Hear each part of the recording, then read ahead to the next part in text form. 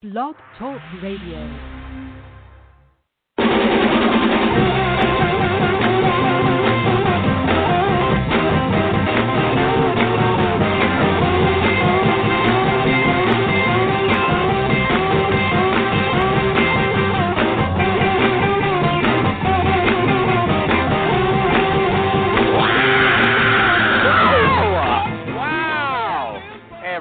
Wow, everybody. It's Recruiting Animal on November 11th, November 1, 2020. It's Remembrance Day here in Canada. Is that Veterans Day or something like that in the States, Jerry? Wake up. Yes, is there it a is. Day? Okay. Yeah, Remembrance it's Day. Veterans Day. Okay, Remembrance Day is the day we remember the people who served in the armed forces, especially the war dead. Okay, and we wear poppies on our lapels to show that we remember. But a funny thing happened this year. Whole Foods, the supermarket, told its staff they couldn't wear poppies. Okay, I don't know who made that decision, but there was a public outcry, and they recanted. Okay, so in the long run, I don't think it's going to hurt the company. Man. It has gone too far. I agree. Back to you, Animal. Okay. Oh, no, I agree, because there's people here tearing down statues of our first Prime Minister, John A. Macdonald, because of his bad relationship with the First Nations, okay? And that's surprising, but there's a certain logic to it. But these guys, they're turning their back on guys who fought in World War II and Korea and Afghanistan. I don't know what was going on there, and I had to wonder who made that decision. And will that person be placeable in the future? I mean, if you recruited him or her, could you present him to another company? This is a person who canceled the poppies, who canceled Remembrance Day. I'm going to ask our guest. What we would do, maybe what she would do with a candidate like that. On Jerry, what show is this? The Recruiting Animal Show!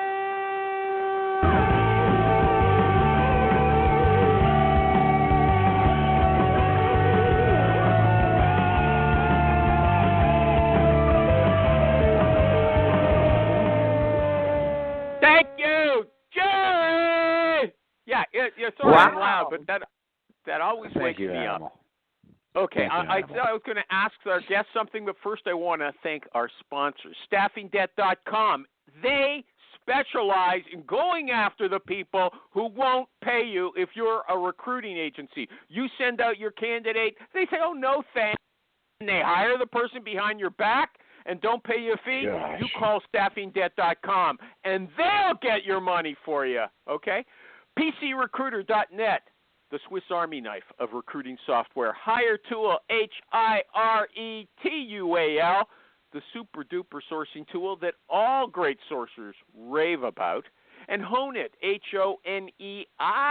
HONEIT.com, the online interview technology. I'll tell you more about all of them later.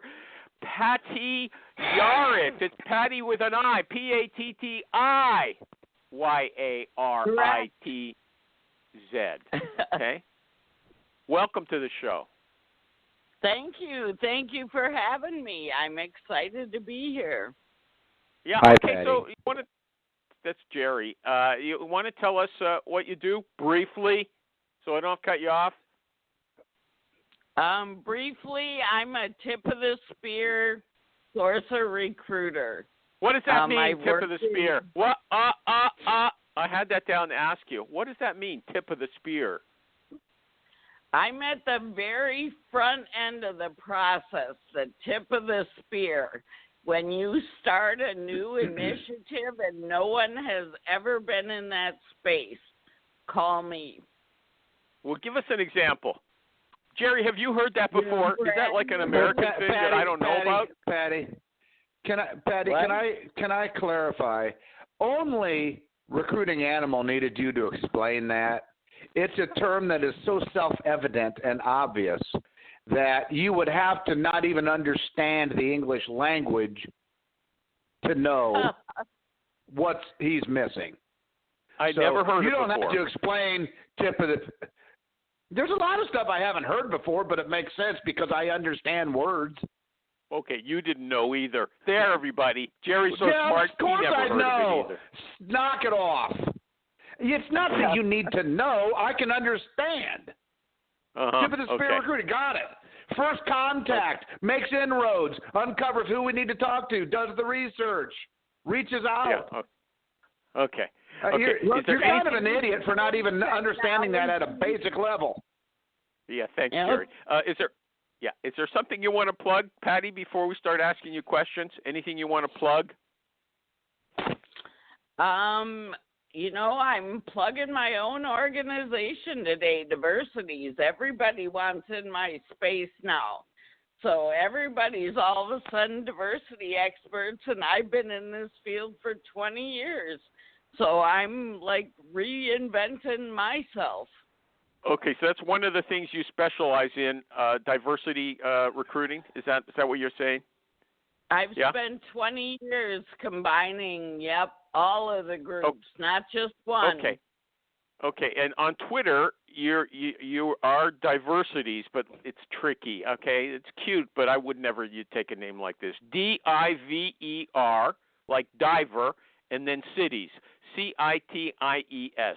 Diver Cities. If you want to criticize Patti while she's talking to us, just use that. Diver Cities, okay? It's a pun.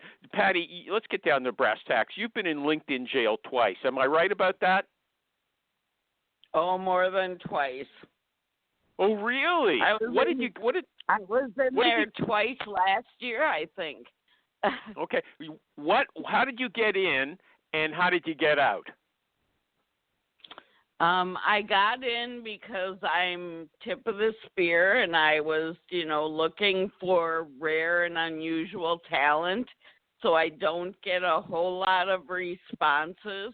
I was working on recs that were really old. One was 256 days old at a Fortune 510 company. The other two were specialty sales that had both been open more than a year. I was internal sourcing told that every even firms had given up. So that's how I got. So those were hard searches, but why did they land you in LinkedIn jail? I don't get it. Because they were so lousy that nobody responded to you? Is that it?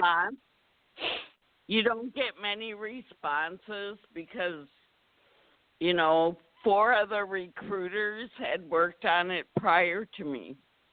Okay, and so how did you get out of LinkedIn jail? I called my rep. She loved me. Okay, there's a phone number you can call to talk to that person? That was a juicy story. Okay. I called my rep. Wow. I hope there's more where that came from. I called my rep. She loved me. Okay. Well, it's good advice, Jerry. If it happened to me, no, I would call. It was great. Call your rep. Okay. He told call your rep. They were lucky to have me. Okay. Yeah. Okay. Next point. 400% over industry on my targeted content. So my industry, I was 400% over. Yeah, but you're not a fantastic customer. You're only giving them $65 a month. That's what you said on Facebook. Am I right about that? You've only got a $65 account, right?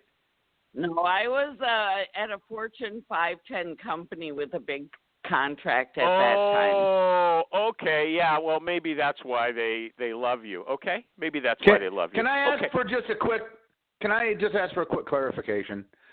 Patti, I'm familiar with Fortune 500 companies.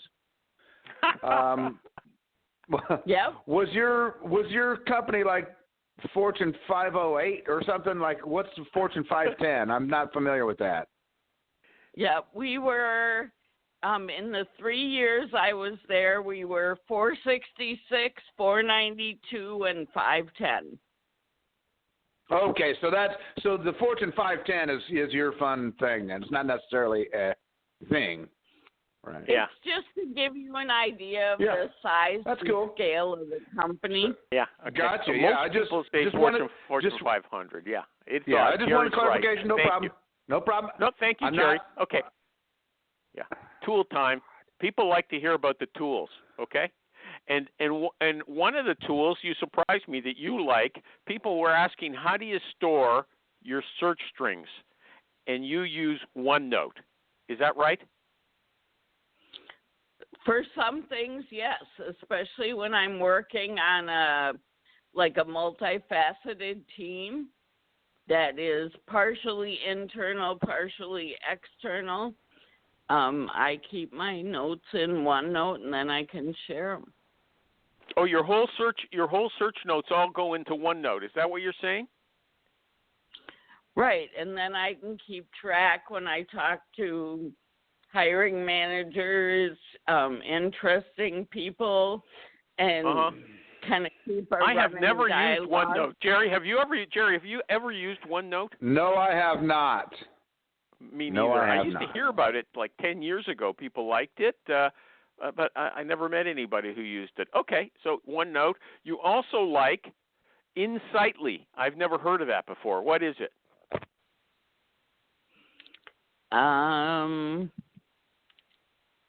It's a contact outreach. Oh, like Hire Tool? Like a CRM. Oh, okay. Insightly. Never heard of it. Okay, but why do you like it? You're tuning in to the Careering with Cameron podcast, your safe place for asking all the dumb questions about finding a job.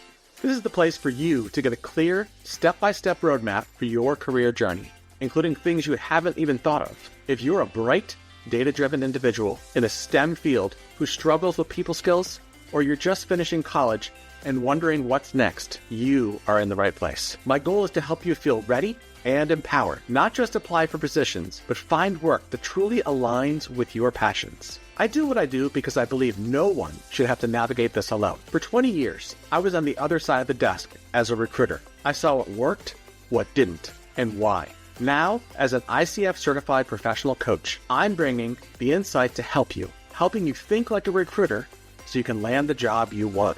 Each week, I'll be bringing you actionable advice on everything from best practices for resume writing to what you could ask in your interview. Be sure to subscribe and rate 5 stars if you enjoy the podcast so others can too. Also, make sure to follow us over on Careering with Cameron and visit our website at www.talent-connect.net.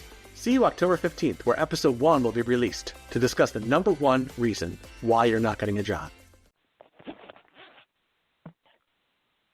It was the right tool for the work I was doing. It was a smaller organization, startup, cheap. I work for like little tiny organizations and great big organizations, and tools are different. They select them differently. But you call yourself, in writing, you call yourself an early adopter of recruiting technology and social tools. Am I right about that? Yeah. Yes, I know I am. Yeah. Okay. Yep. Now, let me see. You say that your best tool is your brain. That's a trick answer. But one of the things about your brain, you said it has a very good understanding of why people actually make a change. Why do they make a change? You want to share that with us? There's lots of factors that align, but most people, it's not about the job. It's more about the leader that they want to follow. So your hiring managers are way more important than anyone thinks or believes or acts or anything. Building strong leaders in our organization should be our number. Hold on a second. So hold on, wait a sec. So you're contacting someone you've never spoken to before, and what do you say? You don't say, this is a great job. You say, this is a great hiring manager. This is a great manager. Is that what you sell it on? Is that how you approach the potential candidates? It could be. It might be really? The way that I tap somebody on the shoulder and say, I have an interesting leader. This just happened this morning. I had a candidate that didn't get the job I sent him for. He's now landed as the CEO of a smaller company, and he's looking for board people. And I had someone else who's a board. He's looking for a board seat, and so I'm kind of wanting to connect those dots. Okay, but that's strange. Jerry, are you still with me? Jerry, are you still there? Jerry, is he gone already? Okay. Uh-oh.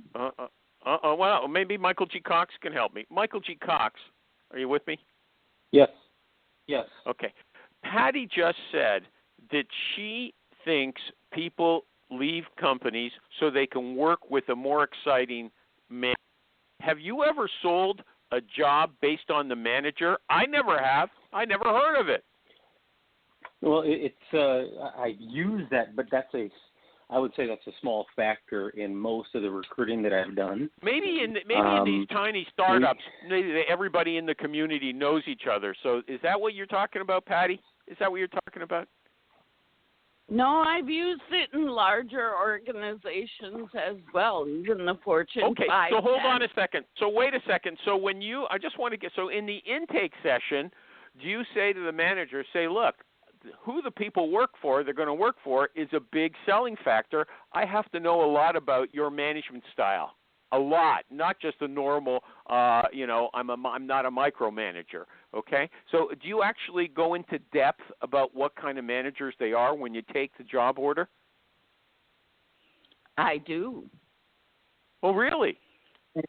The big client, the Fortune 510, I got called into the CIO's office. I thought I was in trouble. And I walked in there, and he asked me, he said, are we a target? Are we a source?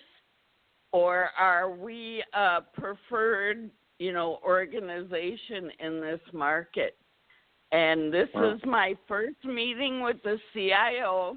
I've not had a one-on-one with him, and I was terrified. And I had to answer him and tell him that they were a source, that everyone was recruiting out of his organization. And, I opened my mouth and I said, source, and he said, I'm really glad you're on our team. So, okay, but here's the thing. Did you tell him it was because you had such lousy managers in his company? Or I'm asking if I take a job order, my next job order, should I say, look, I was talking to Patti, and she told me the manager is going to be a big deciding factor. So I got to have 20 minutes of your time just to find out what you do or how you manage, or at least 10 minutes. I have to know something detailed about your style, not just a quick statement. Is that something I should do, and is there a checklist of questions that I should be asking? He invited me to the meeting, and he filled in all of those details. He'd been the CIO for 16 years. Yeah. Can I interject? Okay, nobody wanted to work there anymore. And nobody wanted to work there. Okay, I'm moving on. I have Anybody else got a question? Go ahead. No, he had a great team put together, but not everybody aligned. Okay, Jerry's got a question. Why were you scared? Yeah, good question. I was wondering too. Being new in an organization, normally, your manager, the organization sets up meetings for you, especially for IT. And I'd been there maybe a month and a half, and I got randomly called by the CIO's office to go to a meeting, and I went. Okay, well, I can tell you, I'm with Jerry on this because I read a lot of your postings on Facebook and all the recruiting groups, and you're pretty cocky. You've got a lot of confidence in your ability, just like you told us at the start. I've been doing this for 20 years, okay? Everybody's just trying to catch up to me.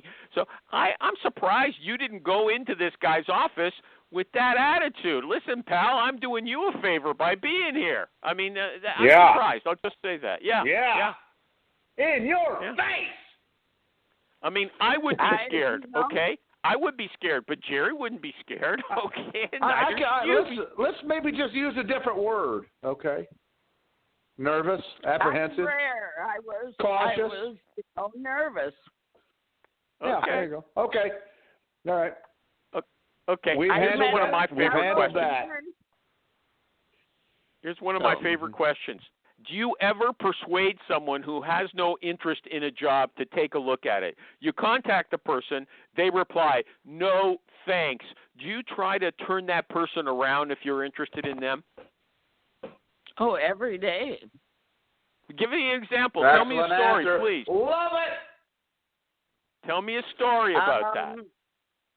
Okay, recently I was working for a divisional president, and he had kind of gone through quite a search process. He'd had 2 candidates that he liked that made it all the way through the industrial psych, through the interview process, and they ultimately did not work out. One had been, sorry to say this on Veterans Day, but one had been a military leader, and he was very excited about that candidate. That candidate had passed industrial psych review, and I would have passed on it. You know, I would have said no, but I couldn't tell my I asked leader you a different question, Patty. I said, has anybody rejected an offer, or not even an offer, just an opportunity to take a look at a company, and you turn them around? That's what I want to hear. Okay, that was one of those situations where the candidate kind of backpedaled. You know, he took a look at something and he did some backpedaling. And what did you do? You know, I what went did after you do? him. How? I went after him. I said, you know, we really need to talk about this. Let's talk about our leader. Let's talk about what he's been through in this search. He's not trusting himself right now. He's a good leader. And that's all it took? Jerry, can you help me? Or Michael G. Cox? Can someone help me here? No, I want to know how to turn a person around. I will not participate in beating up your guests over trivial stories like this. We all know how this stuff goes. Sometimes you win, sometimes you lose. I know you don't. God. People on the street do. People in the business do. Practitioners run into this. Okay. I see why it's Hold a foreign concept for you. Okay, wait a second, Jerry. You told me a story once about a guy, and you I'm turned sure him you around recorded it and wrote it down, and you're ready to Library of Congress.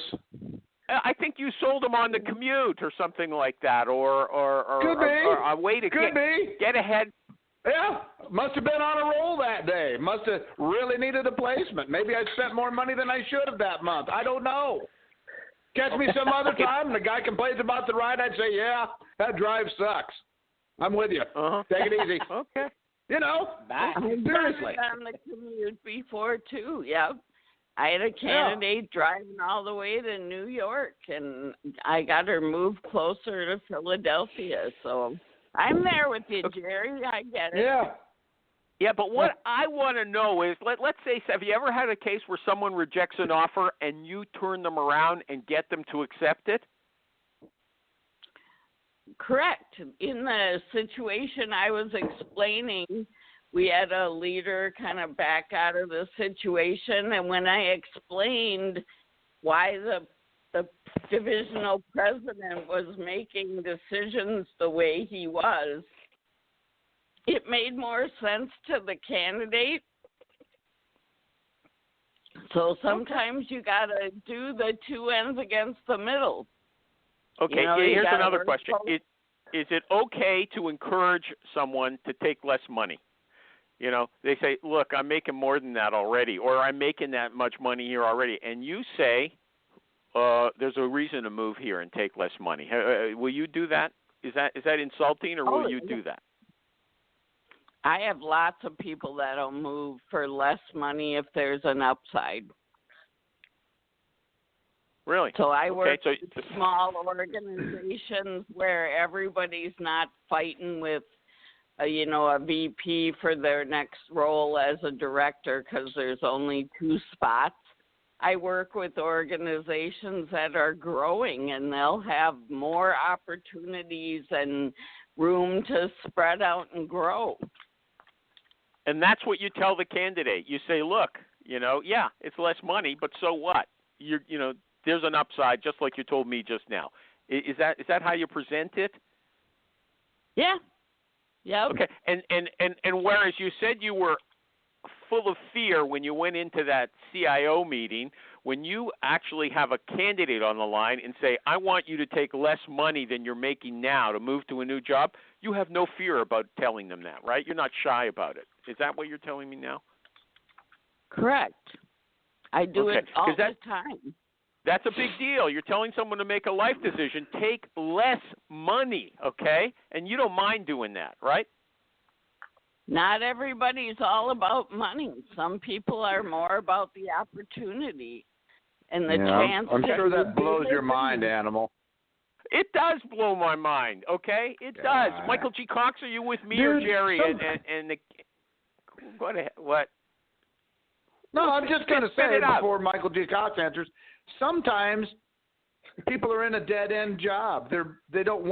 Sometimes people don't want to work where they are. Imagine that. Yeah. Sometimes another job has different stuff to do. Sometimes they've outgrown it. Sometimes, Animal, I just picture you as like a brand new little baby wrapped up in little blankets with like a little telephone, shocked that anybody would do any of this. Come on, man. You lose credibility when you're so naive to a lot of the stuff that we're paid to do out here. I'll tell you a story that bugs me. I saw. I was looking for a sales manager, and I got the names of all the sales managers in the field. And one guy I saw, he's only been there a year. I'm not going to call and try to pull him. That guy got the job. Okay, I didn't call him. Somebody else did because I was too shy. Okay. Yeah. That's me. Well, yeah. Okay. Yeah. There are many reasons why anybody would want to leave a job. I mean, there are factors that are pushing people out, and then there are factors that are pulling people out. And there could be, any combination of those could tip the scales in one direction or the other. To either Thank go you, or Michael stay. G. Cox. Thank you for taking the other guy's side. Okay, I got to do an ad. PCRecruiter.net. There are friends. Before you do that ad, before you do the ad, I have 2 things. First, I just got sent a notice by Facebook that my comment was being removed from your group because it fell under the bullying category. You're kidding. If you hear anything about that, I'm sorry. Very sorry. It was the one you know what? Was it something? It was the person that the one comment I made that said, "Hey, the person's just a person, not necessarily a candidate." Yeah. So then Amy agreed with me and said, "Yeah, can you believe we now we know all about this guy?" And then I jokingly said, "Yeah, let's go kick his ass." Bam, bam. So wow, I brought a pox upon our house by Facebook. I'm with you, Jared. That's I'm sorry. terrible. A Kick-Ass. I mean, there was a movie named Kick-Ass. Okay. Really? So if anybody else is ridiculous. interested, you can keep talking about this stuff over on Recruiters Who Actually Make Placements, which is the real hopping group on Facebook right now. Recruiters Who Actually Make Placements. The last thing I have to say, I have to go. I have to make a business call. Patti, you're fantastic. Keep up the good work. Animal might sound like he doesn't understand any of all of this, and that's true. But we all do, and you're kicking ass. Thank you. Yeah. Have a great day. You can't stay for more than half the show. He never makes it past half the show. Not today. Yeah, thanks. Let's talk about a pay raise. Let's talk about a pay raise. Bye. Okay. See you, Jerry. Okay, but I got to do an ad now. PCRecruiter.net. Martin Snyder is the boss there, okay, and he calls it the Swiss Army knife of recruiting software because it's so flexible. PJ Ladors was on a few weeks ago. He said if you have recruiting software, it's got to be something you can edit yourself, that you can configure to suit your workflow, not have somebody else impose their ideas from head office on you, okay? And that's prime virtue, I'm going to say, of PC Recruiter. It is configurable. But if that word scares you and you don't want to configure it yourself, they're happy to help you, okay? And it doesn't matter if you're a little recruiter like Jerry or you're on one of these Fortune 510 companies, okay? They're happy to help you. Big or small, they help them all. Okay, Patti, still there? Patti. Yep, I've used PC Recruiters in a few orgs. For the right size and scale, it's a good tool. I agree. Thanks. Great. Good to hear that. Okay, and contact, first contact. What's your preferred method of first contact when you're recruiting?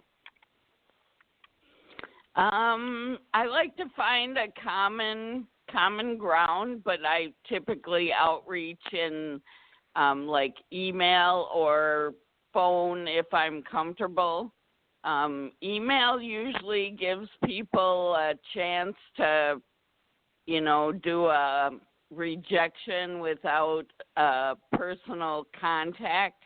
So I'm one that I'll pick up the phone because it's hard for people to say no on the phone. Jerry's got a different approach. He says the same problem exists. You send an email, it makes it easy to reject. If you're on the phone with the person, he doesn't say that you're intimidating them, but you can just correct them if they get a misapprehension or you can't put everything in an email. It's easier to deliver extra information on the phone. So are you saying that the phone is your preferred method? Because at first it sounded like email is your preferred method.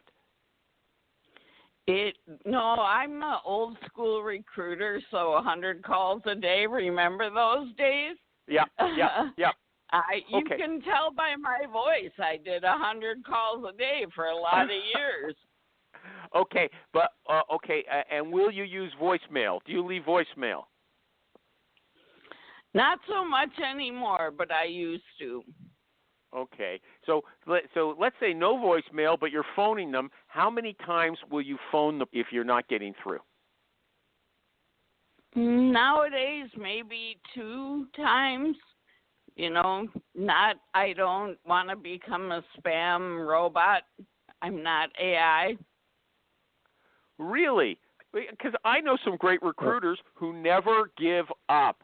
They pursue the person. So if you call 2 times, you don't get through, what do? Do you switch to email then, or do you just give up? Hi, I'm Stephen Rothberg. And I'm Jeanette Leeds. And together, we're the co-hosts of the High Volume Hiring Podcast. Are you involved in hiring dozens or even hundreds of employees a year? If so, you know that the typical sourcing tools, tactics, and strategies, they just don't scale. Yeah. Our bi-weekly podcast features news, tips, case studies, and interviews with the world's leading experts about the good, the bad, and the ugly when it comes to high volume hiring. Make sure to subscribe today. It depends on the search and how tight the talent market is. If I really need that person, I'll find a way to get to them. I'll go through a colleague. I'll get introduced. I want to talk to that person. And I will look for colleagues that, have an entree into that person. And I'll pursue those legs in that door. Okay, this middleman. This is on the recruiting side, correct? Yeah. What? So hold on. Is she saying, wait a sec, are you saying that there's a middleman or a middle woman that you personally know already, or just someone you don't know, and you call them up and say, can you help me? What's going on there? I don't understand that. It could be either of those scenarios. I try to work with people who have been hiring managers or candidates or, known me from a professional association. We have some common ground. Okay, but you're not calling up a stranger. You're not calling up Michael G. Cox and saying, "Can you get Recruiting Animal to answer his phone?" If you've never spoken to Michael G. Cox before. Am I right about that? You're not going to call a stranger and say, "Hi, my name's Patti. I need to get into this to talk to this guy who works in your company. He won't pick up the phone. Can you pat him on the shoulder and tell him I'm interested?" Do you do that? Is that I'll definitely do that. I just called a leader, a CEO, because I wanted into a divisional person from the org he used to work in. She wasn't letting me in the door. So I called him. I said, so-and-so's over at this new division of XYZ company. I want to get in the door and talk to her. Can you give me her secrets? Who does she let in the door? And sure enough, he got me in for the conversation I wanted to have. And he was someone you had never spoken to before? Correct. Wow. Michael G. Cox, what do you think of that? I've never done that. I actually had that happen to me recently, about a month ago. An individual contacted me because I was connected to someone high up within an organization where she wanted to work, and asked me to call those individuals and email and make the introduction. And okay, that's a little different. That is different. She asked you to be a recruiter, represent her as a recruiter. That's different, okay? That's not the same. No, she was just trying to get me to make the connection. Hey, I see you're connected to somebody. Really? Without any pay? For no fee? Nothing, yeah. So well, you know what? That's as far as, as an example of, I don't think this works very well. I went as far as saying, hey, Mike, this is Michael. We're connected on LinkedIn, and this person is interested in working at your company, and I sent the profile, but that I wasn't going to pick up the phone and bother somebody that I'm just randomly connected to. Well, the thing is, that's LinkedIn. When it started out, that was one of their ideas, right? Yeah, that was the purpose. You asked for introductions to other people, right? But nobody did it. Yeah. Nobody does that anymore, and really nobody did it back then, even though back then the way that worked was you're only connected to the people that you know personally and professionally. Yeah. That's not the case anymore. I gotta do an ad before I continue this. Okay, so HireTool, HireTual.com, the super duper sourcing tool. Actually, Patti has spoken. She just endorsed PC Recruiter, one of our sponsors, and online I've seen her endorse HireTool as a tool for finding out emails and phone contact information. Are you going to endorse it for that here, Patti? I remember Nin when he started, so yeah, before it got to be HireTool that everybody utilizes, he was talking to people like me.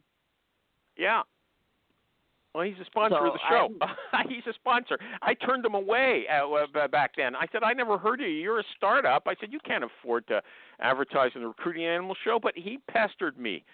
And so finally I said, okay. And now he doesn't need me anymore, although he's still a sponsor. Nice guy. Okay, HireTool, everybody. You heard Patti is a super sourcer. Okay, she sounds modest when she starts answering my questions. She'll tell us she was nervous. But if you read her stuff online when she's talking to people, she doesn't, she doesn't hesitate to say, I've been in this business a long time. I know what I'm doing, okay? And she uses HireTool, HireTual, and so do all the other super sourcers. Okay, let's just stay here with contact information so if you're contacting somebody through email, what do you put in the subject line? Can you give us an example? Conversation with a question mark? Like, do you want to really talk to somebody about something? That works? That works? It works. It's and been what do you working put what do you put in the content in the content? Because you said you look for something in common. Can you give me an example? You both like the same TV show, or you read the same book? What's the story? What does that mean?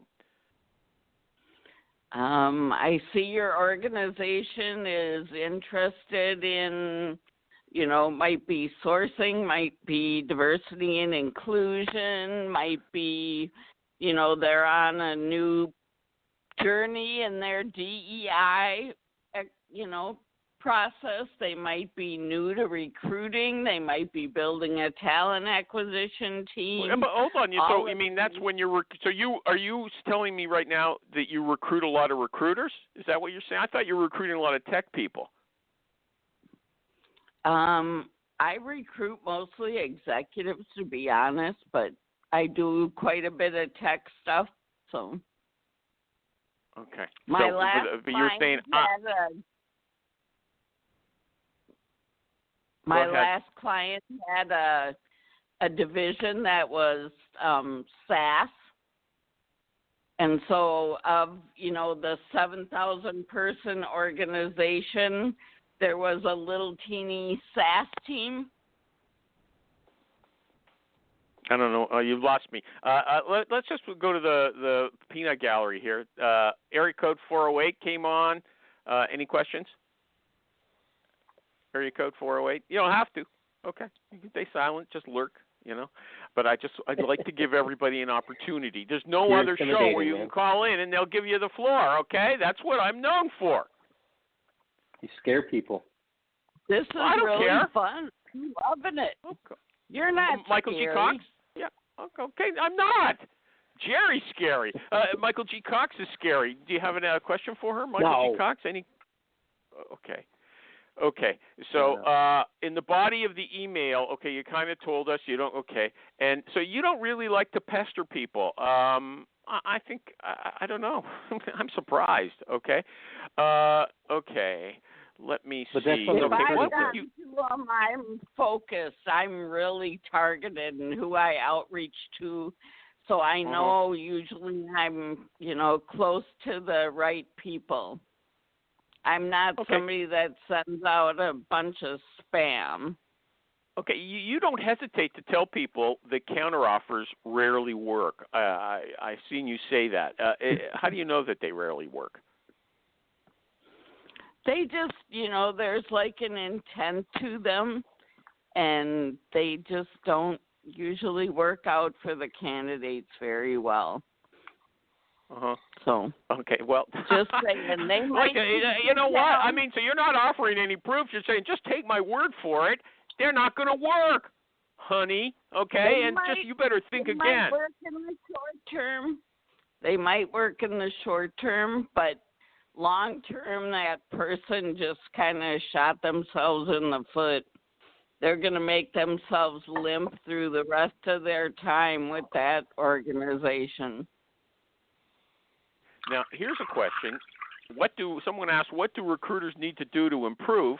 And you said, I think they just need to be better people. The stories I hear from candidates in my own recent experience tells me that for being in the people business, many of us are not so good with people. Wow, what an indictment. What do you mean by that? Recruiters are so terrified of rejection, of talking to people, that they build in layers and layers and layers of stuff into their CRMs and their ATSs and, all these layers of places to reject people. And it's like, people aren't that difficult to deal with. They really are not. You just gotta, be open with them. They'll turn around and. Okay, so you're telling a different story now. You're saying, look, don't use. That's another one of your themes. You say be human. Okay, so I assume now that means don't use technology so much. But you said many times I tracked you, okay, and you said I think they need to be better people. That means, or it implies, that the recruiters you're talking to are not nice. they're maybe abrupt or rude, or they don't give you any personal time. What does that mean? Many of us are not so good with people. They need to be better people. Is there something you want to address about that, or should I just move on? I took a long look at myself when I hit that place, and I had to keep asking myself, why am I so different? Why am I so different? Why am I so different? And some of it is my expectation. A lot of recruiters expect to fail, so guess what happens? Okay. If you expect to fail, hold on. That's happen? something you keep saying, that you're different. You're saying you've got. Okay, I want to do an ad, and we'll come back to your popsicle stuff. Okay. Box this will be fun. No, it's not much different from what you said, but I'll come back to it. Hone it, HONEIT.com. It records your interviews on audio, video, text, full searchable text. You don't have to worry about typing everything if you're not a good typist, or writing if that's what you do, if you're living in the Stone Age. And not only that, when you get to an important question, you press a little button. When you're finished that discussion, you press another button. That creates a clip of the most important parts of the interview that you could send to the hiring manager so she can hear the interview herself. She can hear the candidate, and if she can see if the candidate's got some smarts. She can see if the candidate's got a little pizzazz. She can see that maybe she'd like to work with that candidate. Okay? So check it out. Gotcha. Hone it. HONEIT.com. Pardon me, Patti. What? Have you used it? Sounds interesting. Nope, I have not used. It's interesting. Nick Livingston is the CEO, and he's on all the groups. He's on my group. He's on Jerry's group, and all the groups. Okay, he's easy to talk to. Nice guy. Okay, you say when it comes to company culture, it doesn't really mean anything. It means they all want the people to be the same and bland. You call them popsicles, and you call yourself like an ice cream sandwich or something like that. You don't fit in anywhere. That's what you seem to claim, but you say that's part of your glory. You're better than those people. That's why you stand out. Am I right? I don't know if I'm better. I'm different. I'm going to leave that there. Different is not always better. I'm rare. I believe there's great value in rarity. I believe that we are all rare, but I'm super rare. Okay. Well, how are you rare, and how does that figure in your recruiting? Okay, that's what. Don't make me pull teeth. Okay. I'm rare. I have equal access to left and right brain. Like 2% of the world's population have that ability. I'm an too abstract. How does that play out in recruiting? If you don't have an answer, we can just move on. I got a million questions here. Move on. Okay. This client, this person on move on. Okay, there's an answer. Okay, the client wants a unicorn for $57,000. It's a hard search. Is it worth working on this? That was the question, and you said it depends on how good you are. I find unicorns quickly and easily. Okay, is that what you were talking about before when you take on searches that have been dead for a year?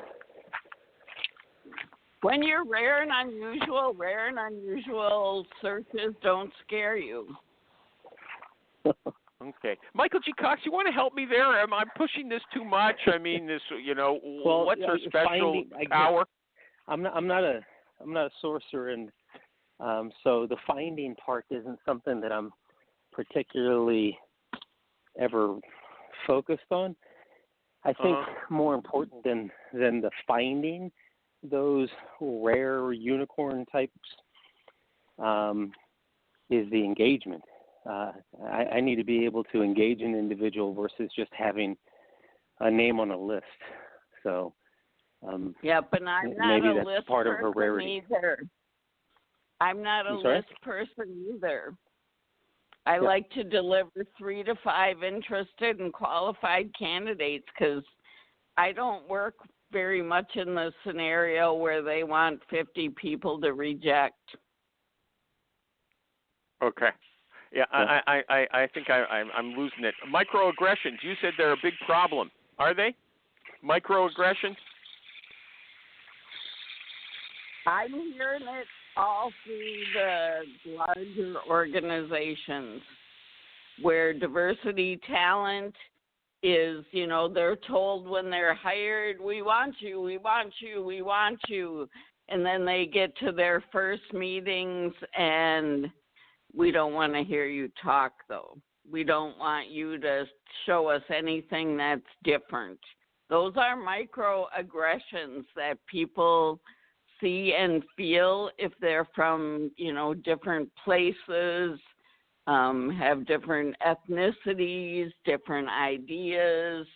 And you're saying, wait a second, you're saying that this is common if you're some kind of minority or maybe a woman, that for that specific reason, you will be ignored in the organization. Is that what you're saying, that bias comes out so blatantly? I wouldn't call that a microaggression. I would call it a major aggression. But am I understanding you? They'll do it in, subtle ways. Like, everybody gets to speak at the table, but when they get to the minority woman in the corner, she might be the last person asked, and she's expected to agree with everybody else. And how do you know that? How do you know that happens? How do you know that's a common occurrence? Because it happens to me. It happens in meetings I go to. I see everybody sit down at a table, and, we have a Fortune 500 director of HR at the front of the room, and everybody just nods in agreement. Yep. Your TA manager, your hiring manager, 4 recruiters, and, you have me in the corner that says, I'm going to speak up and say something different. And they don't really want to hear what I say that's different, but it's going to impact them as a team. It's going to give them tools, resources, candidates they didn't have before. And they don't want to hear from you because you're a woman? Is that what you're telling me? I'm not clear. Because I'm asking them to think differently, yes. And because hold on. No. That's cognitive. That's a cognitive diversity, okay? so you're saying that now you're back with the popsicle and ice cream sandwich stuff. You're saying, they're not really interested in information. It's not because you're from China or Indonesia or somewhere like that, okay? That's different. That's different. Michael G. Cox, am I understanding? Am I crazy, or am I saying the right thing? No, the way she described it, she was describing cognitive Thank you. differences. Yeah. Okay. Thanks for being on my side for once. Okay. Hey, mark your calendar. She says, it happened. Yeah. What's the most motivating tool for recruiters? And you say flexibility. What does that mean? What's the most motivating tool for recruiters is flexibility. I think, anybody that's in the recruiting space, nobody wants to do the same things over and over and over again. I don't know about you guys, but I like a little variety. Like, what do you mean by variety? I work with different organizations, different leaders at different levels. Sometimes I have big spend, sometimes I have little spend, sometimes I have to work in a 3-year contract, sometimes I get new budget, sometimes I'm working right with the C-suite, sometimes I'm working with the CHRO. Okay, but you know what? Everybody says that the best way for a recruiter to work is in a very tight niche, okay? And doesn't that mean limited flexibility? Hey, it's Libby DeLucian. If you're sick of business advice that sounds cute but doesn't actually move the needle forward, this one's for you. The Libby DeLucian podcast is where we go one layer deep. No gurus, no glitter, just straight up unfiltered talk about scaling a business, running a household, and holding on to your sanity in the middle of the chaos. If you're the bottleneck in your business or in your own life, I'll show you how to fix it. Simple, tactical, and one layer deep every time. Let's go. Visit libbyd.com and check out our podcast today.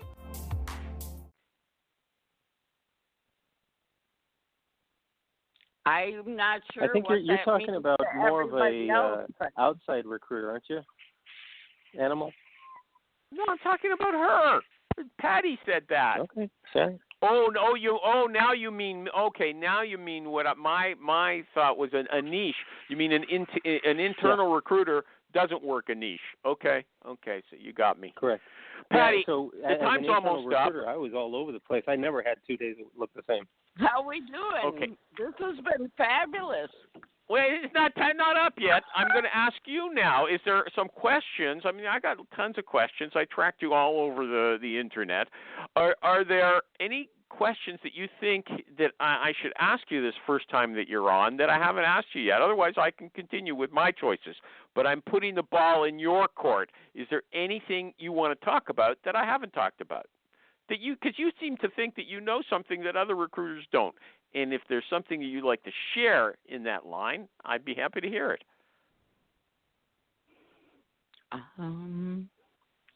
That's a challenging dynamic to put in.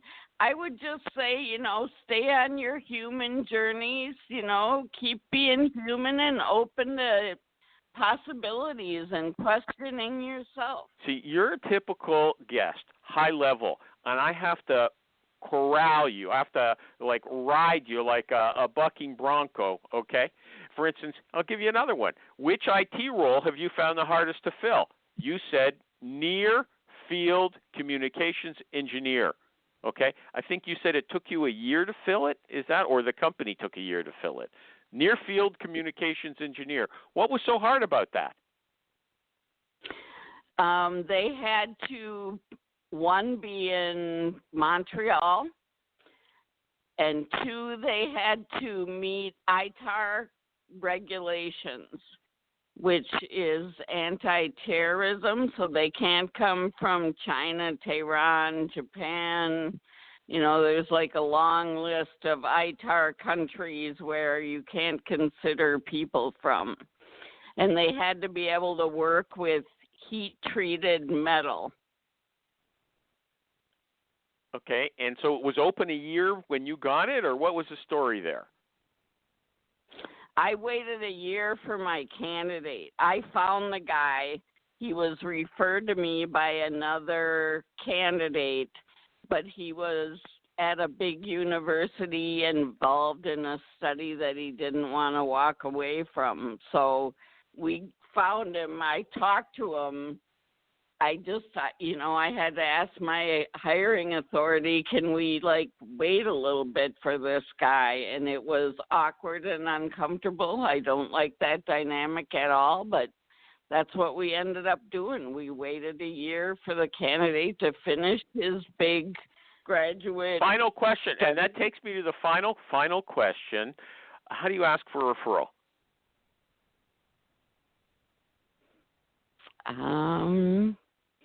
Well, you got a referral on this one. How did you get the referral? Did someone just say, hey, I'm going to help you? Here, call this guy. Or did you ask for it? He actually made an online referral to me and then sent me the candidate. He's like, I've been thinking about, what we talked about, and I know the timing wasn't right for me, but I think it might be for one of my profs. Here's his contact info. Well, that's pretty good. Okay, hold on a sec. Final question. Are you in the market now? Are you looking for a contract? I am looking right now. I'm, talking to a couple of directors that I've worked with in the past. You should have told us at the beginning. You should have told us at the beginning. So what do you want? You want a contract job? Yep, I'm looking for my Captain Picard. I'm a Counselor Troy. I'm an empath, and I'm looking for my leader. Okay, actually, you said you like working for strong leaders. We didn't get into that. But if they want to get in touch with you, how can they find you? I'm all over the web, Patti Yaritz, and you can reach me by phone. P-A-T-T-I-Y-A-R-I-T-Z. Okay, it's Z here. It's Z here.